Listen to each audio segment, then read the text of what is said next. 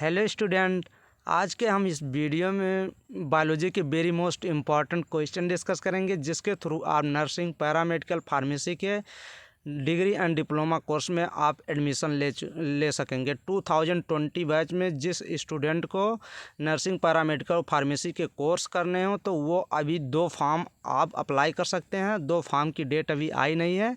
जैसे ही डेट आएगी आप लोग को सूचित किया जाएगा। एक UPUMS सैफई इटावा में है और एक KGMU जो लखनऊ में है। ये 2 यूनिवर्सिटी की अभी फॉर्म आए नहीं है, तो जैसे ही फॉर्म आएगा आपको नोटिफिकेशन बता दिया जाएगा कि फॉर्म आप फिलअप कर लीजिए। तो इन सभी एग्ज़ाम के लिए ये बायोलॉजी के कोई सिलेक्टेड क्वेश्चन है, रैंडम क्वेश्चन है, तो मैं क्वेश्चन सेलेक्ट किया हूँ। इंपॉर्टेंट क्वेश्चन है जो आने के 100% चांस हैं। तो आप लोग प्लीज़ लास्ट तक सभी क्वेश्चन देखिए और सभी क्वेश्चन इंपॉर्टेंट हैं। जो क्वेश्चन आपको इंपॉर्टेंट लगे या जो आपको क्वेश्चन नहीं आ रहा उसको आप नोटबुक में नोट डाउन कर लीजिए। तो चलिए हम फर्स्ट क्वेश्चन देखते हैं। कह रहा है Klinefelter syndrome result from the fusion. Klinefelter syndrome किसके संलयन से होता है? तो क्लाइनफेल्टर सिंड्रोम क्या होता है, इसी को क्लाइनफेल्टर सिंड्रोम एक क्वेश्चन ये भी पूछता है कि ये कौन सा डिजीज़ होती है? तो जेनेटिक डिसऑर्डर डिजीज़ होती है। कौन सी disease? GENETIC genetic DISORDER genetic disorder disease होती है। और ये क्वेश्चन पूछता है, एक क्वेश्चन और पूछता है ये कैसे होता है? तो इसमें additional copy of X chromosome, अगर एक X क्रोमोसोम का इसमें एडिशन हो जाता है तो क्लाइनफेल्टर सिंड्रोम हो जाती है। ये भी क्वेश्चन पूछता है क्लाइनफेल्टर सिंड्रोम किस में होता है, मेल या फीमेल में? तो मेल में होता है। तो इसका क्या होता है, इसमें 46 क्रोमोसोम नंबर होते हैं, बट इसमें 47 क्रोमोसोम नंबर हो जाता है। जैसे XY एक X क्रोमोसोम अधिक हो जाता है। तो इसमें ये सब देख लीजिए कौन सा ऑप्शन सही है। An XY egg and YY इस पर नहीं, गलत हो जाएगा। बी ऑप्शन कह रहा है। Second XX egg and YY इस पर में भी गलत हो जाएगा, YY नहीं होता है। थर्ड ऑप्शन XX एग होता है, Y स्पर्म होता है। तो ऑप्शन नंबर थर्ड सही हो जाएगा। और ये भी एक क्वेश्चन और पूछा जाता है कि क्लाइनफेल्टर सिंड्रोम जिस पर्सन को हो जाती है उसमें कौन सी डिजीज होती है? तो उसमें होती है गाइनकोमेस्टिया हो जाती है। गाइनकोमेस्टिया क्या होती है? डेवलपमेंट ऑफ ब्रेस्ट को ही गाइनकोमेस्टिया कहते हैं। GYNAECO गाइनको, MASTIA गाइनकोमेस्टिया डिजीज हो जाती है। जो ब्रेस्ट होता है वो क्या हो जाता है? भारी हो जाता है, मीन्स डेवलपमेंट हो जाता है। किसमें? पुरुषों में। तो आप लोग ये एकदम क्लियर कर लीजिए। नेक्स्ट क्वेश्चन नंबर क्या कह रहा है? हु रॉट स्पीसीज प्लांटेरम, जो species plantarum and provide a basis for classification of plant. Species plantarum किसने लिखी तथा पादपों का वर्गीकरण का आधार किसने दिया? तो first option Carolus Linnaeus, second Robert Hooke, third Leeuwenhoek और फोर्थ चार्ल्स डार्विन। तो ऑप्शन नंबर फर्स्ट ही सही हो जाएगा, कैरोलस लिनियस। इंपॉर्टेंट क्वेश्चन ये भी है। नेक्स्ट क्वेश्चन नंबर कह रहा है, नेक्स्ट क्वेश्चन नंबर कह रहा है fourth number question, choose the correct statement. हम लोग को सही स्टेटमेंट देखना। फर्स्ट कह रहा है माइटोकॉन्ड्रिया एंड क्लोरोप्लास्ट जो होते हैं ट्रांसफ़र एनर्जी। माइटोकॉन्ड्रिया व हरित लवक जो क्लोरोप्लास्ट होते हैं ऊर्जा का स्थानांतरण करते हैं। तो ये ऑप्शन तो सही है। बी ऑप्शन सेकेंड देखते हैं, mitochondria is a powerhouse of cell, it is produce most of the cellular ATP। तो माइटोकॉन्ड्रिया ये भी क्वेश्चन पूछता है, माइटोकॉन्ड्रिया को powerhouse of the cell का पावर हाउस कहते हैं। तो ये भी ऑप्शन सही है। बी भी। और थर्ड कह रहा है mitochondria and chloroplast are found in all eukaryote. नहीं, सभी यूकैरियोट में तो नहीं पाया जाता, इसलिए गलत हो जाएगा। फोर्थ ऑप्शन कह रहा है mitochondria are the site of anaerobic respiration. नहीं, एनारोबिक नहीं, एरोबिक रिस्पायरेशन होता है जिसमें ऑक्सीजन इन्वॉल्व होती है। फोर्थ कह 5 कह रहा है the matrix of mitochondria process single linear DNA। नहीं, सिंगल नहीं, डबल लीनियर होता है। तो ये भी गलत है। तो ऑप्शन नंबर कौन सा सही हो जाएगा? इसमें फर्स्ट और सेकंड ही ओनली करेक्ट है। तो ऑप्शन नंबर फोर्थ ही सही हो जाएगा। कौन सा? फर्स्ट एंड सेकंड ओनली सही है। तो ऑप्शन नंबर फोर्थ करेक्ट हो जाएगा। Next question number 5 question number कह रहा है the technique of DNA fingerprinting was initially developed किसने किया था? तो ये कह रहा है फिंगर प्रिंटिंग तकनीक जो थी सर्वप्रथम किसने विकसित की थी? मुलर ने, ग्रिफिथ ने, थर्ड मिसर ने या फोर्थ एलेक्स जेफरी ने? तो ऑप्शन नंबर कौन सा? फोर्थ ऑप्शन नंबर करेक्ट करिए। एलेक्स जेफरी ने क्या किया था? डीएनए फिंगरप्रिंटिंग को क्या किया था? ये सर्वप्रथम विकसित किया था।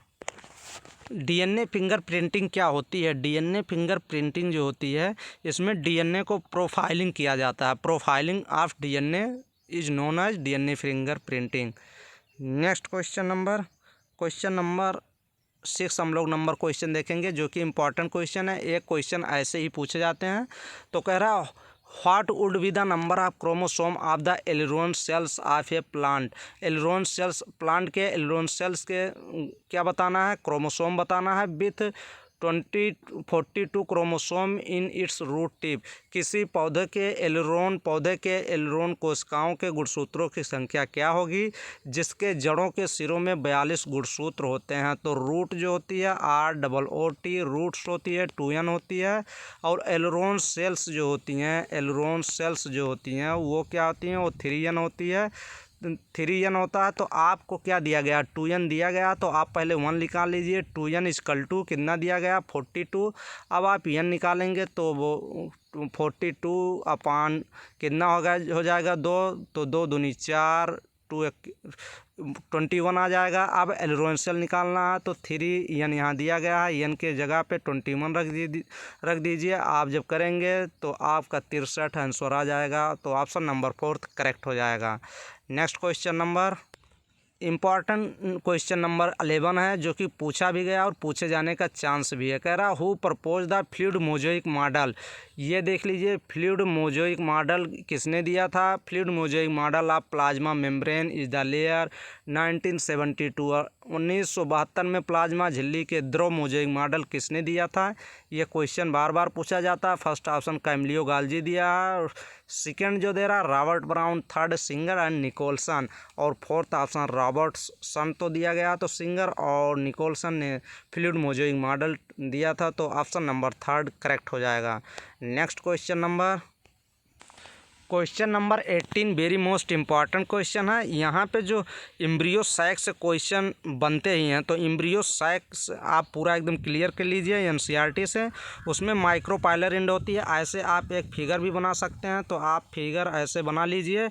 और यहाँ पे क्या होती है? यहाँ पे ये एक होती है, क्या होती है? माइक्रोपाइलर एंड होती है। और ये क्या होती है? ये चलाजल एंड होती है। तो माइक्रोपाइलर एंड में ये क्या होते हैं? फिलीफॉर्म अपरेटस होते हैं।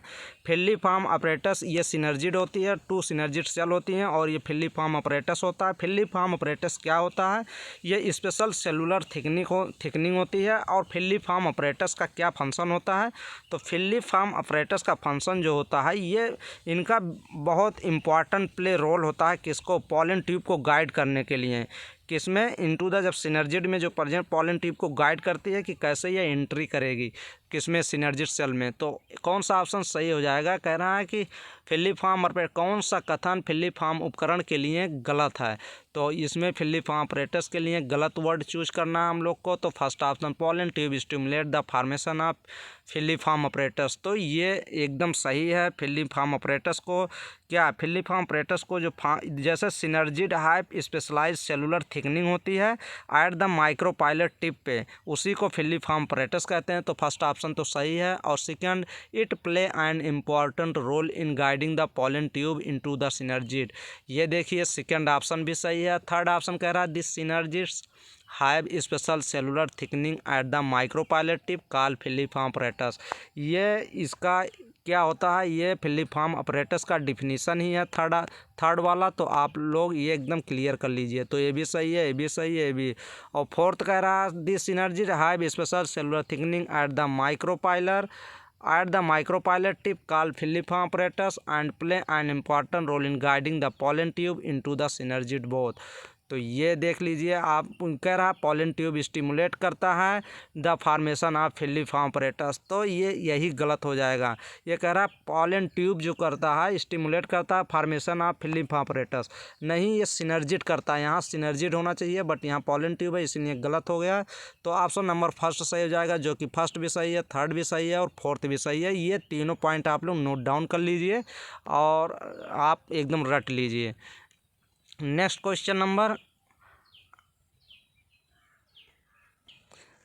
21 नंबर क्वेश्चन पूछा गया है और पूछे जाने का चांस है। ये फर्स्ट चैप्टर का ही एनसीईआरटी 11th का फर्स्ट चैप्टर में ही दिया गया है। ये आईसीबीएन क्या है पूछता है, आईसीबीएन। तो हम लोग बहुत बार गलती कर देते हैं, क्या लगाते हैं, international code of botanical nomenclature. तो ऑप्शन नंबर ये सेकंड देख लीजिए, और third international code of biological nomenclature. तो हम लोग क्या लगाते हैं, हम लोग बायोलॉजिकल ही लगा देते हैं। ऑप्शन नंबर थर्ड ही करेक्ट करते हैं, जो कि गलत हो जाता है। हम लोग आईसीबीएन का फुल फॉर्म होता है international code of botanical nomenclature, international code of botanical nomenclature. Option number second correct करिए आप लोग। वेरी मोस्ट इम्पॉर्टेंट क्वेश्चन है ये क्वेश्चन, जो है कि गलत करने का 100% चांस होता है। तो आप लोग एकदम क्लियर कर लीजिए, कॉन्सेप्ट एकदम क्लियर कर दे रहे हैं। कह रहा है कि the process of transcription is terminated by, अनुलेखन ट्रांसक्रिप्शन की प्रक्रिया किसके द्वारा समाप्त होती है, मतलब स्टॉप होती है। तो ये सिग्मा फैक्टर आप देख लीजिए, फर्स्ट में सिग्मा फैक्टर दिया गया। सिग्मा फैक्टर क्या करती है, ये इनिशिएट करती है, ये क्या करती है, शुरुआत करती है। तो ये शुरुआत करती है, और कौन इसमें रोकता है ट्रांसक्रिप्शन को। ट्रांसक्रिप्शन मीन्स क्या होता है, ट्रांसक्रिप्शन का एक नाम और होता है, ये भी नाम से पूछा जाता है, termination of RNA, TERMINATION, termination of RNA. तो टर्मिनेशन ऑफ आरएनए भी कहते हैं। टर्मिनेशन ऑफ आरएनए को स्टॉप कर देता है रोहो फैक्टर, एक RH-O रोहो फैक्टर होता है। यही क्या करता है, ये प्रोटीन होती है, यही स्टॉप करता है किसका, टर्मिनेशन ऑफ आरएनए ट्रांसक्रिप्शन को। ट्रांसक्रिप्शन रोहो फैक्टर के कारण ही ट्रांसक्रिप्शन को रोका जाता है। तो आप लोग एकदम ये कंप्लीट कर लीजिए। और कैसे रोकता है, रोहो फैक्टर जो होता है ये पॉलीमरेज, एक आरएनए पॉलीमरेज होती है, उसको अलग कर देता है। तो इसलिए ये क्या ट्रांसक्रिप्शन यूनिट जो होती है वो रुक जाती है। तो ऑप्शन नंबर कौन सा सही करेंगे, ऑप्शन नंबर सेकंड आप लोग करेक्ट करिए। क्वेश्चन नंबर 25 कह रहा है the term taxon is use for, जो टेक्सान शब्द किसके लिए प्रयुक्त किया जाता है। तो ये भी क्वेश्चन इंपॉर्टेंट है, पूछा भी गया है। Any rank of taxonomy hierarchy के लिए, the rank up to phylum के लिए, the rank of species and genus के लिए, द स्पीसीज एपिथेट ओनली। तो एनी रैंक, कोई भी रैंक ऑफ टेक्सोनॉमी खिराची के लिए ये यूज किया जाता है वर्ग की, वंशागत की किसी भी श्रेणी के लिए, जैसे किंगडम, फाइलम, स्पीसीज, जीनस, ये सभी के लिए यूज किया जाता है। तो ऑप्शन नंबर फर्स्ट करेक्ट करिए। नेक्स्ट क्वेश्चन नंबर, ये भी क्वेश्चन नंबर इंपॉर्टेंट क्वेश्चन है। कह रहा है select the correct statement from the following, हम लोग को इसमें से सही कथन चुनना है। तो फर्स्ट कह रहा है डार्विनियन वेरिएशन आर स्मॉल होता है एंड डायरेक्शन लेस होता है। तो ऑप्शन नंबर फर्स्ट गलत हो जाएगा, क्योंकि जो डार्विनियन का वेरिएशन था ये क्या था, स्मॉल था। तो यहाँ पे कह रहा है स्मॉल तो है, बट ये डायरेक्शनल नहीं है, नॉन डायरेक्शनल दे रहा है, डायरेक्शन लेस दे रहा है, डायरेक्शनल होता है। तो ये गलत हो जाएगा। इसका सेकंड ऑप्शन भी देख लीजिए। सेकंड ऑप्शन क्या कह रहा है, सेकंड ऑप्शन कह रहा है all mammal except whales and camels have 7 cervical vertebrae. तो ये भी गलत है, एक्सेप्ट व्हेल में नहीं होता है। ये कह रहा है कि केवल व्हेल तथा ऊँटों को छोड़कर सभी स्तनियों में 7 ग्रीवा कशेरुकाएँ होती हैं, 7 वर्टिब्री। ये भी गलत है। थर्ड ऑप्शन कह रहा है fitness is the end result of the ability to adopt and get selected by nature, fitness अनुकूलन क्षमता का ही परिणाम होता है और प्रकृति द्वारा चयनित होता है। Struggle for existence, survival of the fittest in nature. तो ऑप्शन नंबर थर्ड सही हो जाएगा, जो कि एकदम राइट कथन है। और फोर्थ ऑप्शन कह रहा है म्यूटेशन रैंडम होना चाहिए एंड डायरेक्शनल होना चाहिए। तो ये रैंडम तो होता है, अचानक होता है, बट डायरेक्शनल नहीं होता, डायरेक्शन लेस होता है, इसलिए ये गलत हो जाएगा। और डार्विनियन वेरिएशन स्मॉल तो था, यहाँ लिख लीजिए डार्विनियन वेरिएशन स्मॉल होता है, बट डायरेक्शन लेस नहीं होता, डायरेक्शनल होता है। तो ये एकदम नोट डाउन कर लीजिए ये दोनों कथन। क्वेश्चन नंबर 28 ड्यूरिंग माइटोसिस के दौरान endoplasmic reticulum and nucleolus begins to disappear, समसूत्री विभाजन के दौरान इंडोप्लाज्मिक रेटिकुलम और केंद्रिका अदृश्य हो जाती है, डिसअपियर हो जाती है, होना प्रारंभ कर देती है। किस फेज में, लेट प्रोफेज में, ईयरली प्रोफेज में, लेट मेटाफेज में, या ईयरली मेटाफेज में। तो ये कह रहा है कि प्रारंभ हो जाती है, मतलब डिसअपियर होना कहाँ पे शुरुआत होती है, तो ईयरली प्रोफेज। सेकेंड ऑप्शन ही सही हो जाएगा। इसमें लेट प्रोफेज दे रहा है, नहीं शुरुआत में ही ईयरली प्रोफेज अवस्था में ही डिसअपियर होने लगती है, तो ऑप्शन नंबर सेकेंड सही हो जाएगा। इसमें लेट मेटाफेज थर्ड ऑप्शन में दे रहा हो, फोर्थ ऑप्शन में ईयरली मेटाफेज। तो नेक्स्ट क्वेश्चन नंबर कह रहा है DNA fingerprinting involve identifying difference in some specific region in DNA sequence is known as. ये डिफिनीशन ही दिया गया है, ये पूरा जितना दिया गया है अनुक्रम, डीएनए अनुक्रम में कुछ विशिष्ट क्षेत्रों में पहचानने के अंतरों में होने वाली डीएनए फिंगरप्रिंटिंग कहलाती है। क्या कहलाती है? पुनरावृत्त डीएनए कहलाती है। तो ऑप्शन नंबर डी सही हो जाएगा। ये क्या रिपीटेटिव डीएनए का क्या दिया गया है? डिफिनीशन ही दिया गया है। DNA fingerprinting involve identifying difference in some specific region in DNA sequence. DNA का जो सीक्वेंस होता है उसके कुछ स्पेसिफिक पॉइंट में आइडेंटिफाई करना, डिफरेंस करना, उसी को रिपीटेटिव डीएनए कहते हैं। रिपीटेटिव डीएनए को अलग कर लेते हैं डीएनए फिंगरप्रिंटिंग के द्वारा। तो यही होता है, इसका डिफिनीशन ही है। तो फोर्थ ऑप्शन करेक्ट हो जाएगा। आप लोग इसको डिफिनीशन है रट लीजिए। क्वेश्चन नंबर थर्ड जूलॉजी के क्वेश्चन है, सभी इंपॉर्टेंट क्वेश्चन है। तो ये कह रहा है first photosynthetic organism to appear on the अर्थवियर।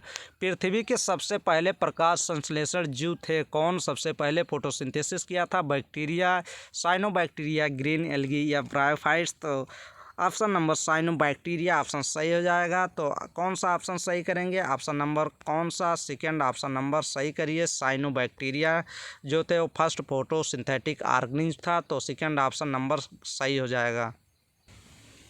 Question number 5 कह रहा है जॉइंट से क्वेश्चन है। जितनी भी जॉइंट है एनसीईआरटी में दिया गया, आप जॉइंट एकदम क्लियर कर लीजिए। एक क्वेश्चन पिछली भी बार पूछा गया था। तो what is the type of movable joint present between the Atlas and axis के बीच? कह रहा है कौन सी जॉइंट होती है जो मूवेबल जॉइंट होती है? एटलस और एक्सिस के बीच गतिशील जोड़ का प्रकार क्या है? ग्लाइडिंग है, सैडल है, हिंज जॉइंट है, तो पाइवाट है। तो एटलस एंड एक्सिस के बीच जो होती है जॉइंट उसको पाइवाट जॉइंट कहते हैं। तो ऑप्शन नंबर फोर्थ सही हो जाएगा। Next question number 7 important question है। यहाँ से जो किसका reproductive system, female reproductive system से एक क्वेश्चन तो आना ही होता है। तो ये क्वेश्चन कह रहा है कि the part of the fallopian tube जो होती है क्लोजेस्ट टू द ओवरी। अब हम ये देखते हैं, ये भी क्वेश्चन पूछता है कि फैलोपियन ट्यूब के कितने पार्ट होते हैं? तो इस्तमस होता है, एम्पुला होता है और इन्फंडिबुलम होता है। तो इसके जो ये भी क्वेश्चन पूछता है कि फर्टिलाइजेशन फैलोपियन ट्यूब के किस पार्ट में होता है? तो आप लगाएंगे एम्पुलरी इस्तमस जंक्शन। पहले ए आता है तो पहले ए आप बोलेंगे। एम्पुलरी इस्तमस जंक्शन पे फर्टिलाइजेशन होता है। और ये कह रहा है कि अंडाशय के निकटतम फैलोपियन ट्यूब का कौन सा हिस्सा होता है? तो first the part of fallopian tube closest to the ovary क्या होता है? Closest to the ovary first part of fallopian tube का जो होता है वो इन्फंडिबुलम होता है। तो कौन सा ऑप्शन आप सही करेंगे? ऑप्शन नंबर थर्ड आप सही करेंगे, इन्फंडिबुलम। ये क्या होता है? ये फैलोपियन ट्यूब के पार्ट हैं। कौन कौन से? ये तीनों पार्ट किसके होते हैं? फैलोपियन ट्यूब के पार्ट होते हैं, इस्तमस, एम्पुला और इन्फंडिबुलम। एक क्वेश्चन ये भी पूछता है कौन नैरो होता है, कौन वाइडर होता है? तो एम्पुला जो होता है वो चौड़ा होता है, WIDER वाइडर चौड़ा होता है। और इस्तमस जो होता है वो नैरो होता है, NARROW नैरो होता है, मतलब नैरो, इसका ल्यूमेन जो होता है वो कम होता है। और ये भी एक क्वेश्चन पूछता है यूट्रस को कौन कनेक्ट करता है? तो इस्तमस ही होता है, जो नैरो होता है यही कनेक्ट करता है फैलोपियन ट्यूब को यूट्रस से। Next question number 8 this size of the प्यूपिल is controlled by the. प्यूपिल का आकार नियंत्रित होता है किससे? सिलेरी मसल से, कॉर्निया से, आइरिस से या लेंस से? तो ये तो आई की सभी क्या हैं? पार्ट हैं, ciliary muscles, cornea, iris. But ये कह रहा प्यूपिल की साइज को कौन कंट्रोल करता है? तो आइरिस मसल्स होती है, यही कंट्रोल करती है। तो option number first ciliary muscles और सेकेंड कॉर्निया, थर्ड ही आइरिस दे रहा है। तो ऑप्शन नंबर थर्ड करेक्ट हो जाएगा। Next question the primary germinal layer responsible for the formation of brain is, कह रहा मस्तिष्क के गठन के लिए कौन सी जर्मिनल परत जिम्मेदार होती है? तो first option ectoderm, second mesoderm, third endoderm और फोर्थ ब्लास्टोडर्म। तो अगर हम लोग सही करते हैं तो ब्लास्टोडर्म लगा देते हैं, फोर्थ ऑप्शन करेक्ट कर देते हैं, बट ये गलत हो जाता है। जो जर्मिनल लेयर होती है रिस्पॉन्सिबल के लिए ब्रेन फार्मेशन में, तो वो फर्स्ट ऑप्शन इक्टोडर्म होती है, फर्स्ट वाली लेयर होती है, इक्टोडर्म कहते हैं। तो ऑप्शन नंबर फर्स्ट करेक्ट हो जाएगा। Next question number 10, identify the plasmid among the following, कह रहा निम्नलिखित में प्लाज्मिड की पहचान करें। तो हम लोग को प्लाज्मिड देखना है कौन सा इसमें प्लाज्मिड है। तो फर्स्ट ऑप्शन इकोआर फर्स्ट, ये तो सिर्फ रिस्ट्रिक्शन एंजाइम है, इकोआर फर्स्ट, एएलयू फर्स्ट, ये भी रिस्ट्रिक्शन एंजाइम है, और हिंड थर्ड भी रिस्ट्रिक्शन एंजाइम है, बट थर्ड ऑप्शन सही हो जाएगा, PBR 322। आप एकदम नोट डाउन कर लीजिए, ये तो एनसीईआरटी में भी दिया गया है, एनसीईआरटी में इसका डायग्राम भी बनाया गया है, वहाँ जाके आप देख लीजिए। 12th एनसीईआरटी में डायग्राम बनाया गया है, किसमें? बायोटेक्नोलॉजी में बनाया गया है, प्रिंसिपल एंड प्रोसेस का जो फर्स्ट चैप्टर है उसमें बनाया गया है, उसमें आप देख लीजिए। तो प्लाज्मिड क्या होता है? वेक्टर डीएनए को प्लाज्मिड ही कहते हैं, VECTOR वेक्टर डीएनए को क्या कहा जाता है? वेक्टर डीएनए को प्लाज्मिड कहते हैं। प्लाज्मिड का फंक्शन क्या होता है? प्लाज्मिड जो होता है ये वाइडली यूज किया जाता है, जीन ट्रांसफ़र में ये यूज किया जाता है। जीन ट्रांसफ़र अगर करना होता है तो प्लाज्मिड यूज करते हैं, और plasmid self replication in bacterial cells में करती है। तो ऑप्शन नंबर थर्ड ही प्लाज्मिड होता है, तो ऑप्शन नंबर थर्ड आप करेक्ट करिए। Next question number, which of the following pairs of animal has no glandular skin, कौन सा है जिसमें ग्लैंडुलर स्किन नहीं पाई जाती? पसीना नाम का चीज़, स्वेटिंग नहीं होती है, crocodile and tiger, second option snake and frog, third option frog and pigeon, और फोर्थ ऑप्शन कैमलियन और टर्टल। तो गिरगिट और केचुए में क्या नहीं पाई जाती? ग्लैंडुलर स्किन नहीं पाई जाती। तो ऑप्शन नंबर कौन सा सही हो जाएगा? Chameleon and turtle, option number fourth सही हो जाएगा। नेक्स्ट क्वेश्चन 15 नंबर कह रहा है increase dissociation of oxy haemoglobin due to increase in CO2 concentration. जब हीमोग्लोबिन क्या बाइंड कर लेती है अधिक मात्रा में CO2 से, कार्बन डाइऑक्साइड से, तो कह रहा है ऑक्सी हीमोग्लोबिन के बढ़ते विघटन का कारण CO2 एकाग्रता में वृद्धि करता है।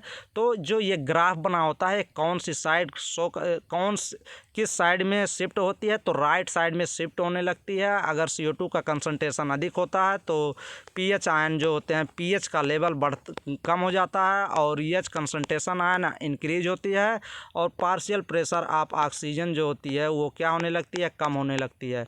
तो इसी फिनोमिना को किसने बताया था? Bohr effect. इसी फिनोमिना को बोहर्स ने एक्सप्लेन किया था, इसीलिए इसका नाम बोहर इफेक्ट पड़ गया। तो ऑप्शन नंबर कौन सा? सेकंड ऑप्शन सही करेंगे। Next question number 20 important question है। ये एक बार क्वेश्चन ये पूछा भी गया है और पूछे जाने के चांस भी हैं। कह रहा है the hormone that are produce in women only during pregnancy, कह रहा है हार्मोन जो केवल गर्भावस्था के दौरान महिलाओं में उत्पादित होता है। तो ड्यूरिंग प्रेगनेंसी के दौरान, ओनली प्रेगनेंसी के दौरान कौन से हार्मोन सिक्रीट होता है औरत में? तो औरतों में कौन सा हार्मोन सिक्रीट होता है? First option oestrogen, HCG, human placental lactogen, second option oestrogen, इसमें भी दिया गया, प्रोजेस्टेरॉन दे दिया, और ऑक्सीटोसिन, तो प्रोजेस्टेरॉन गलत हो जाएगा। ह्यूमन प्लेसेंटल लैक्टोजन, HCG और रिलैक्सिन दे दिया, और human placental lactogen human gonadotropic hormone, और थायरॉक्सिन, तो थायरॉक्सिन गलत हो जाएगा। और ये क्यों गलत हो रहा है? ये दे रहा है HPL जो कि प्लेसेंटा के थ्रू रिलीज होते हैं। तो ऑप्शन नंबर इसमें कौन सा सही हो जाएगा?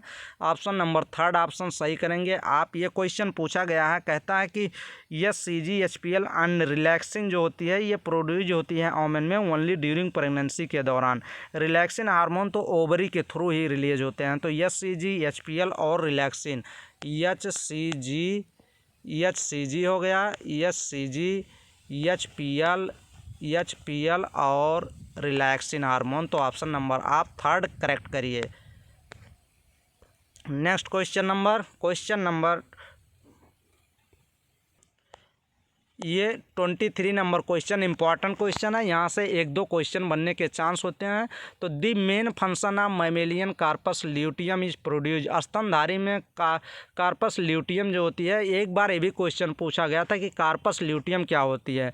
तो कार्पस ल्यूटियम जो होती है ये येलो इंडोक्राइन मास होती है, YELLO yellow endocrine mass, ENDO endo CRINE endocrine MASS endocrine mass होती है। ये कह रहा है कि इसमें कार्पस ल्यूटियम का मुख्य कार्य क्या है, ये किस हार्मोन का क्या करती है, उत्पादन करती है। First option relaxin only, second SCG human gonadotropin hormone, third option oestrogen only और फोर्थ ऑप्शन प्रोजेस्टेरॉन। तो कार्पस ल्यूटियम जो होती है वो सिक्रीट करती है अधिक मात्रा में, लार्ज अमाउंट ऑफ प्रोजेस्टेरॉन को सिक्रीट करती है, जिससे ये प्रोजेस्टेरॉन का फंक्शन क्या होता है, ये इसेंशियल होता है, महत्वपूर्ण रोल होता है इनका, किसका, इंडोमेट्रियम में, इंडोमेट्रियम को बनाने में महत्वपूर्ण रोल करती हैं। तो ऑप्शन नंबर कौन सा, फोर्थ ऑप्शन आप करेक्ट करिए, फोर्थ ऑप्शन राइट करिए, जो कार्पस ल्यूटियम सिक्रीट करती है, प्रोजेस्टेरॉन हार्मोन को सिक्रीट करती है।